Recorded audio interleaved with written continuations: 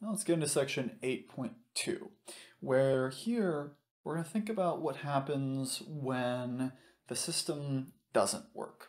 So in 8.1, our solutions all came together, as it were.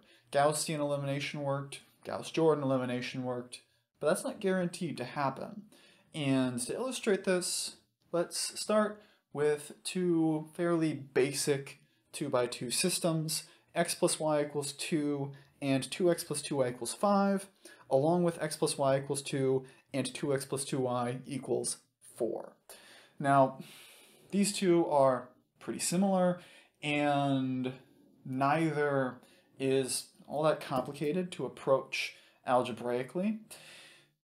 If we wanted to, we could deal with them that way, but just for the sake of doing it, we're going to look at what we would handle here in terms of augmented matrices, where following one simple trick, which I'm going to leave you guys to figure out what I did, we would get both of this form.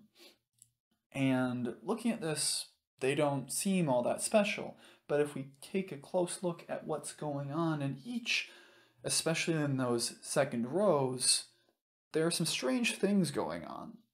So for the first one, if we look at what goes on in row 2, we have 0 x's, 0 y's, and then 1 on the other side of the equality, which means that somehow we have that 0 equals 1. Now, if you can convince people that 0 equals 1, you should probably go talk Elon Musk and Jeff Bezos into giving you some of their money, and definitely find better uses of your time than this class because you've got real talent. But for most of us, we can accept that that's not true for some very important reasons. And looking at that, that means that what we have here is a system without any solutions. And the word we use for a system that doesn't have solutions is inconsistent. We say a system is inconsistent if there is no way to solve it. And we can talk about this in terms of a notation by saying that for an inconsistent system, we have a solution set that is empty. That is, for inconsistent systems, that's our set of answers. That notation there refers to the empty set, means the set of nothing, actually. Meanwhile, in that second case, after our reduction, we get something not so bad, but looking at it, we end up with 0x plus 0y equals 0. Congratulations, you've identified that 0 equals 0. Cool. It's not really that much of an accomplishment. And as far as what that means for our system, we call that a dependent solution. That is to say, our system is dependent, in which case our solutions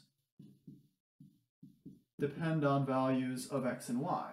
That is to say, our solutions consist of all x and y that satisfy x plus y equals 2, that satisfy the first in our two equations in the system. Because the second one, technically speaking, doesn't provide anything.